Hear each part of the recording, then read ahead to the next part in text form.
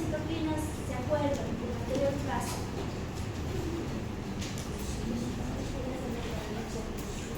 Las interleucinas, ¿cuáles interleucinas? La 1, la 6, el 4 y el interferón gamma. Esas son las interleucinas que también van a ser partícipes en la fiebre. Síndrome febril. ¿Qué es un síndrome? Conjunto de síntomas. ¿Sí? Conjunto de signos y síntomas que conforman la enfermedad. Ya. En este caso es un conjunto de signos y síntomas que se producen por la elevación de la temperatura corporal. Existen tres variables. En el síndrome febril vamos a hablar de la fiebre, de la hipertermia y de la hiperpirexia, ¿no? Que no es lo mismo. Cada uno tiene un mecanismo patológico diferente. Bueno, la temperatura, ustedes saben cuál es la temperatura normal corporal, pero puede existir variaciones fisiológicas de acuerdo al ciclo de cada persona. Aquí, bueno, en la literatura de Ripoller identifica un cambio de temperatura corporal en la mañana y en la tarde, ¿no? Más o menos la temperatura central varía de 1 grado centígrado durante el día. Durante la mañana, antes de levantarse, se encuentra el punto más bajo y en la tarde se encuentra el punto más alto de temperatura, ¿no? Esto quiere decir que la temperatura va a tener oscilaciones con 1 grado centígrado aproximadamente.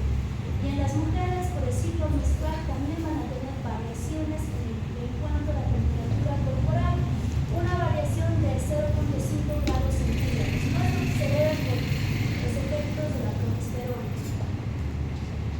La temperatura corporal central también va a incrementarse con el ejercicio, ¿no? Como ustedes lo habrán notado, practican algún deporte. ¿Qué deporte practican? Cuando se dedican exclusivamente al estudio. Gimnasio, básquet. Han debido notar que cuando practican algún deporte o están en movimiento, la temperatura corporal se incrementa, ¿no? Esas son las variaciones fisiológicas normales. Entonces, ¿cuál es el concepto de fiebre? Es la elevación de la temperatura corporal mayor a 38 grados centígrados, ¿no? En reposo, los órganos internos generan una temperatura del 56%, ¿no? Los músculos y piel del 18% aproximadamente. Pero cuando los músculos están en movimiento o en actividad física, el responsable de generar calor va a ser los músculos, con un 90%. ¿Sí?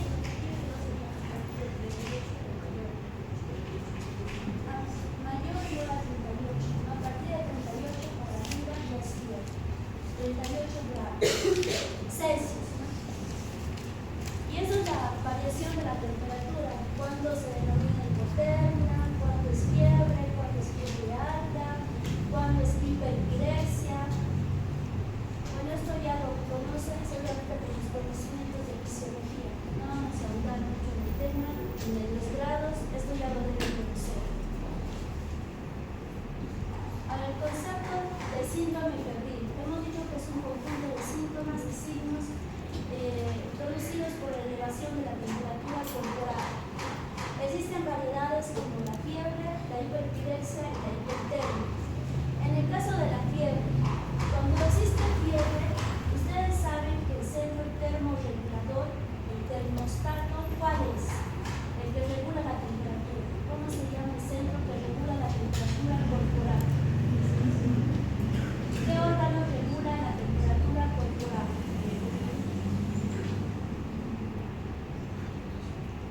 Ahí lo dice, el hipotálamo, ¿no? El hipotálamo es el centro que regula la temperatura corporal. Cuando hay fiebre, existe una alteración a nivel del hipotálamo. Esto es muy importante porque de aquí vamos a diferenciar fiebre de hipertermia, porque en la hipertermia va a existir elevación de la temperatura corporal, pero no existe afectación del centro hipotalámico. Hipertermia. Dice temperatura corporal elevada, pero no sin alteración del centro de ajuste del hipotálamo. Y la hiperpirexia, ¿no? Que son temperaturas sumamente elevadas, mayor a 41 grados, 0.5 grados centígrados. En estos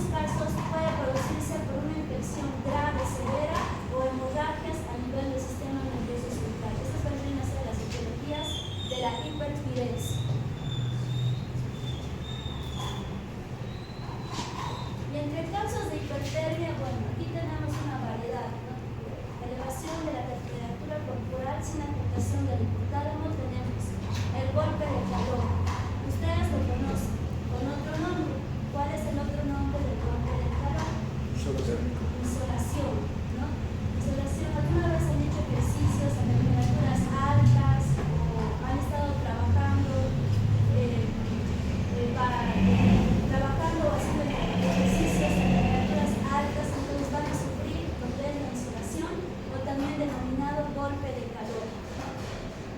Cuando sucede el golpe de calor, la forma más rápida de bajar esta temperatura es por hidratación, usar ropa ligera y paños húmedos, no tanto los medicamentos antipiréticos. También tenemos la hipertermia. Estamos hablando de causas de hipertermia, ¿no? Fiebre lo vamos a llevar más adelante. Estas son causas de hipertermia: síndrome de golpe de calor, hipertermia inducida por drogas o fármacos, síndrome neuroleptico maligno, síndrome serotoninérgico, hipertermia maligna, endocrinopatías como la tirotoxicosis o feocromocitoma, lesión del sistema nervioso central, ¿no? Estas son causas que no son muy frecuentes. Lo que más vamos a llevar a continuación es la fiebre. ¿Cuál es la principal causa de fiebre en las personas? ¿Cuáles? Infecciones por eso. Infecciones, sobre todo las infecciones bacterianas, ¿no? Es la principal causa de fiebre. Cuando una persona tiene fiebre, lo primero que tenemos que sospechar es que tenga un proceso de infección bacteriana.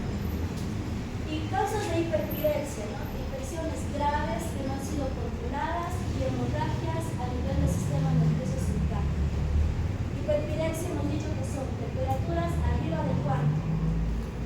41.5, ¿no? Temperaturas extremas.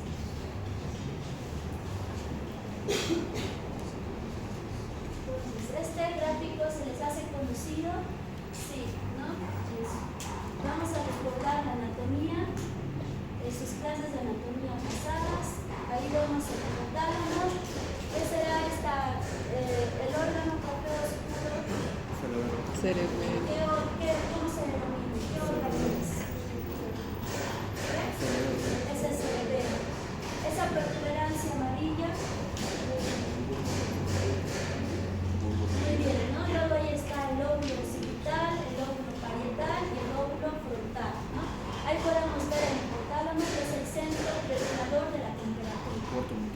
Entonces, este centro regulador fisiológicamente se adecua a los cambios de temperatura, pero cuando hay presencia de pirógenos, ¿a qué se denomina pirógenos?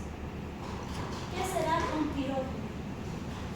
Lo vamos a usar más adelante este término con mayor frecuencia. ¿Qué es un pirógeno? Piro creo que se refiere a pus. ¿Cuál? Piro creo que se refiere a pus. ¿Se refiere a pus? No, no es correcto. ¿Qué será un pirógeno? Un pirógeno es cualquier sustancia o producto que tenga la capacidad de inducir a la fiebre, de producir fiebre. ¿Y por qué hablamos de la prostaglandina? ¿Qué será la prostaglandina? Que se da la tarea de buscar y utilizarlo. ¿Qué es la prostaglandina? Es un ácido graso derivado de las células inflamatorias que induce a la fiebre y a procesos inflamatorios, ¿no? Esta prostaglandina va a actuar a nivel del hipotálamo para desencadenar la fiebre. Entonces, los pirógenos, cualquier sustancia o producto que pueda ocasionar o producir fiebre. Los pirógenos pueden ser de dos tipos: endógenos y exógenos. ¿Cuáles serán los pirógenos exógenos? ¿A qué se refiere con un pirógeno exógeno? ¿Qué querrá decir pirógeno exógeno? Que proviene de afuera, exactamente, ¿no?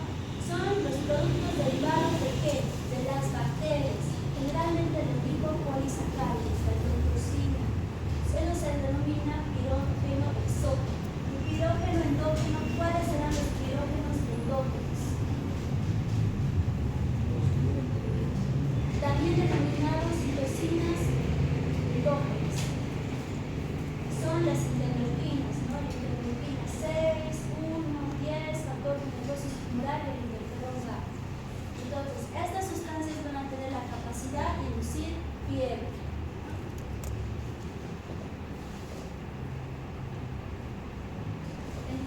Los mecanismos de producción de fiebre es a consecuencia de la liberación de pirógenos endógenos y exógenos. Los pirógenos endógenos, ahí están todas las interleucinas que también participan en los procesos inflamatorios, también participan en la fiebre, ¿no? También se habla de la prostaglandina E, que es una sustancia proinflamatoria que también desencadena la fiebre, producida por las interleucinas. También tenemos los pirógenos exógenos, que son sustancias que provienen de afuera, totalmente de los microorganismos bacterias, que van a inducir la fagocitosis por los macrófagos, ¿no? Y estos macrófagos van a liberar pirógenos endógenos, es decir, que los pirógenos exógenos también liberan pirógenos endógenos, van a tener esa capacidad de liberar pirógenos endógenos a través de los macrófagos, ¿no?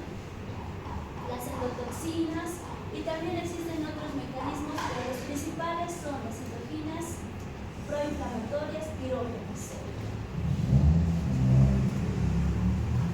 Entonces, al existir presencia de citocinas pirógenas, es lo que ocasiona la liberación de más interleucinas, ¿no? Interleucina 1, interleucina 6, factor de necrosis tumoral, interferón alfa. Estas citocinas, la mayoría de la formación de estas citocinas endógenas depende de pirógenos exógenos, ¿no? De microorganismos bacterianos. No solamente bacterias, también puede ser virus o virus. Estas citocinas se liberan por procesos infecciosos, pero también se liberan por procesos inflamatorios, ¿no? Como pueden observar ahí, un proceso inflamatorio puede ayudar a la liberación de las citocinas. Esto quiere decir que tanto personas que tienen infección pueden desencadenar fiebre, personas que tengan algún traumatismo también pueden tener fiebre, o personas con necrosis de algún tejido o con complejos de antígenos y anticuerpos también pueden inducir a la producción de citocinas inflamatorias pirógenas.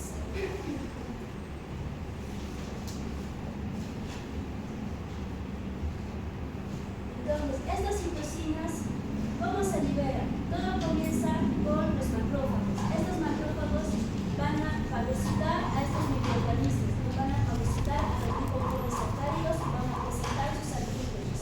Estos macrófagos también van a estimular a las fibras del nervio vago, y este nervio vago estimula señales pirógenas noradrenérgicas. Cuando hablo de señales nerviosas noradrenérgicas, ¿a qué me refiero? ¿Qué se libera? Cuando se estimula las fibras nerviosas noradrenérgicas, ¿qué se va a liberar? Noradrenalina, ¿no? Que es la responsable de la taquicardia en los pacientes, ¿no?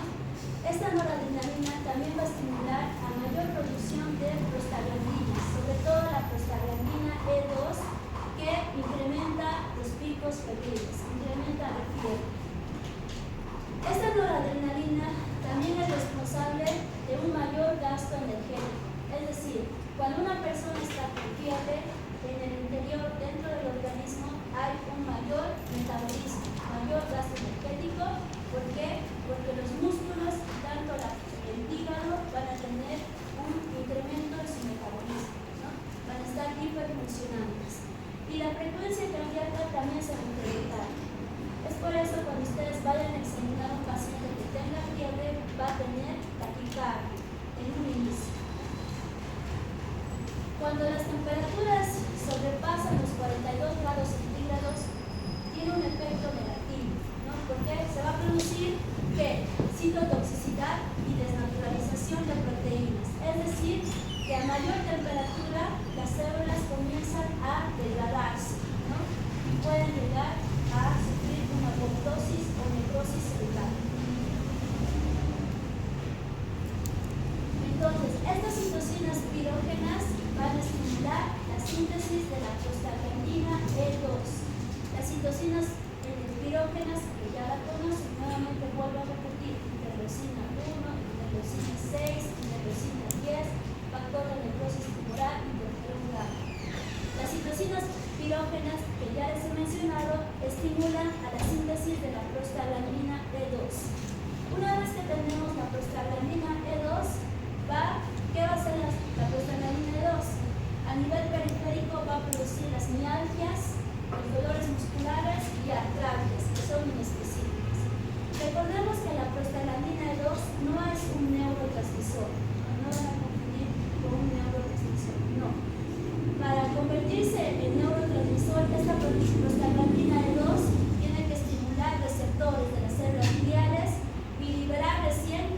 AMP cíclico, que este sí es un neurotransmisor, ¿no? Y este neurotransmisor, el AMP cíclico, es el que produce cambios de ajuste en el hipotálamo, es decir, que va a producir alteración a nivel del hipotálamo, que va a condicionar a la fiebre. Y aquí tenemos el cuadro, ¿no? Entonces, tenemos allá arriba, ante una infección que se libera toxinas microbianas, que son mediadores de la inflamación y que provocan reacciones inmunológicas e inician el proceso de inflamación. Estas citocinas o estos productos bacterianos, ¿qué van a ocasionar? ¿No? Que migren monocitos y macrófagos al tejido, ¿no?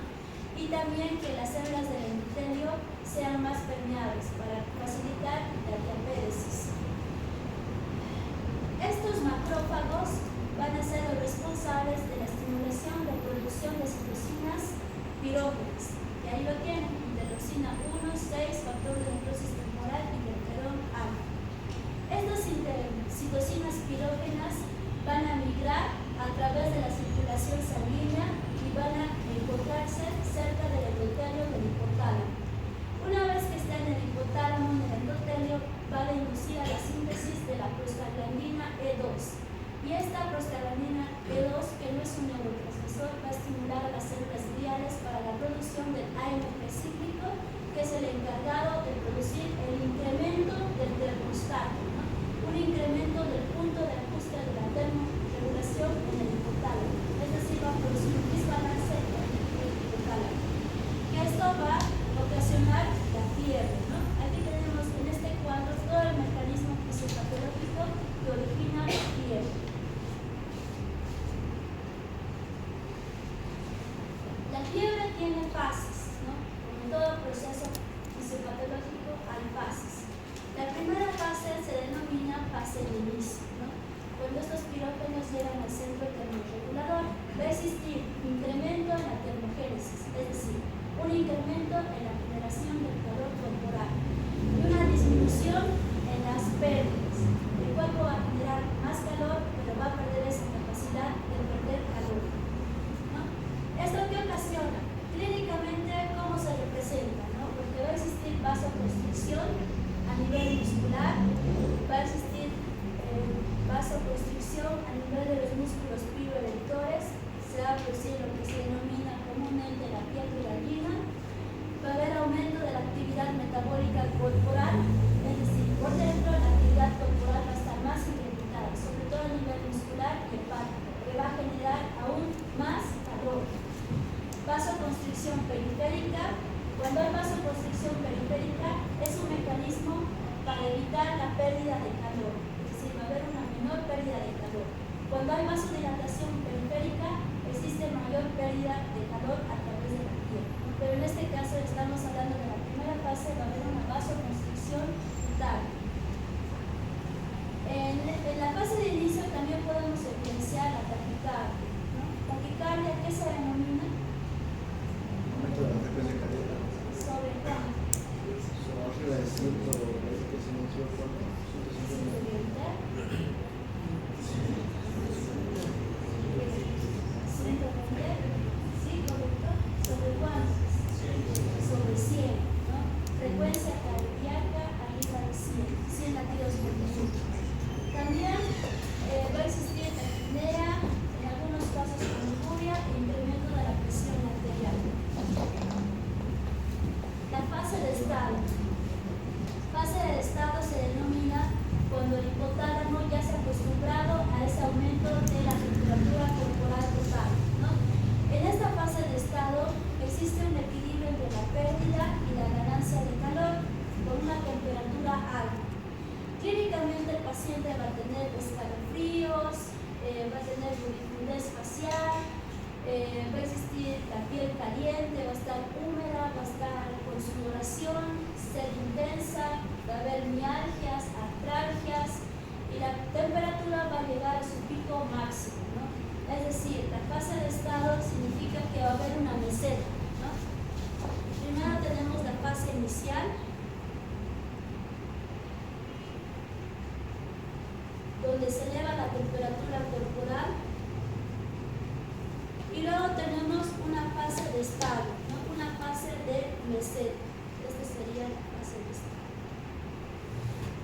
donde la temperatura llega a su punto máximo y está elevada de forma continua.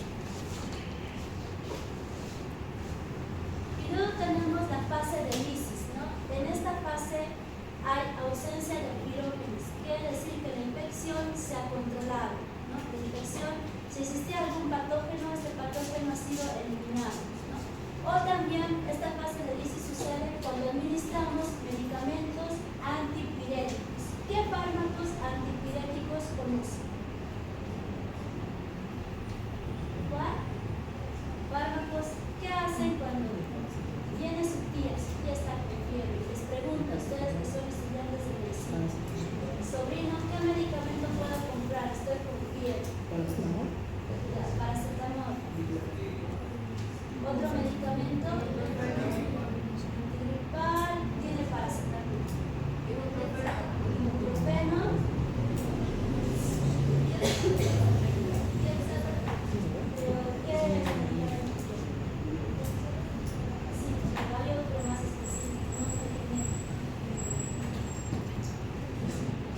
Pueden utilizar ibuprofeno, paracetamol, metamizol y la aspirina. ¿Cuál es el nombre genérico de la aspirina? Exactamente, ácido acetilsalicílico. Son fármacos que regulan la temperatura, descienden la temperatura. Entonces, en esta fase de lisis, o bien se ha utilizado algún medicamento farmacológico o se ha eliminado el patógeno que produce los pirógenos endógenos o exógenos, ¿no? En esta fase ya hay una termólisis, hay una vasodilatación periférica, hay pérdida de calor, hay descenso de la presión arterial y también hay descenso de la frecuencia cardíaca y disminuye la actividad metabólica a nivel muscular y a nivel hepático. ¿Y será bueno estar con fiebre todo el tiempo? No, porque cuando uno está con fiebre, como incrementa el metabolismo hepático y muscular, existe mayor demanda del consumo de oxígeno, ¿no? Es decir, aproximadamente se incrementa la demanda en un 13% por esa actividad que ya les mencioné, pero es muy peligroso este tipo de pacientes, en aquellos que tienen ya una insuficiencia cardíaca de base o una insuficiencia respiratoria. Hay que tener mucho cuidado en este tipo de pacientes, ¿no? Porque va a requerir mayor consumo de oxígeno y en estos pacientes justamente existe eso, una alteración a nivel de la perfusión tisular. ¿Y cuál será la etiología de la fiebre en un síndrome febril? Como pueden ver en este cuadro, las causas más frecuentes son las infecciones, ¿no? Que ocupan un 40%. Infecciones bacterianas, por hongos, parásitos, virales, tuberculosis, endocarditis, infecciones de las vías urinarias, abscesos. Un 20% ocupan las enfermedades neoplásicas. Enfermedades del tejido conjuntivo, también enfermedades autoinmunes, ¿no? Ocupan un 15%. Y poco comunes un 20%. Ahí está el TEP, el traumatismo pulmonar, hipertiroidismo y otros. Como pueden observar, si bien lo primero que debemos sospechar ante presencia de fiebre es infección, pero no descartar otras etiologías, ¿no? Como etiologías de enfermedades autoinmunes o reumáticas o enfermedades neoplásicas. Y según el tipo de evolución, la fiebre se puede clasificar en tres, ¿no?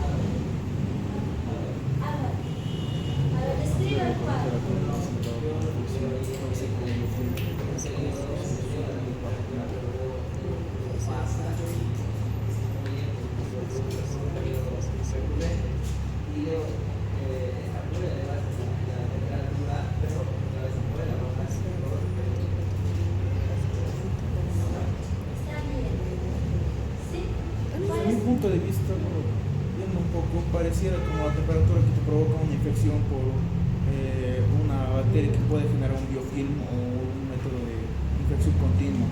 Empieza con alta infección y alta fiebre, es tratado con un antibacteriano, baja, pero vuelve a reaparecer la infección, porque la fiebre vuelve otra vez. Pero más que todo, por lo que dice su compañero Álvaro, ¿no?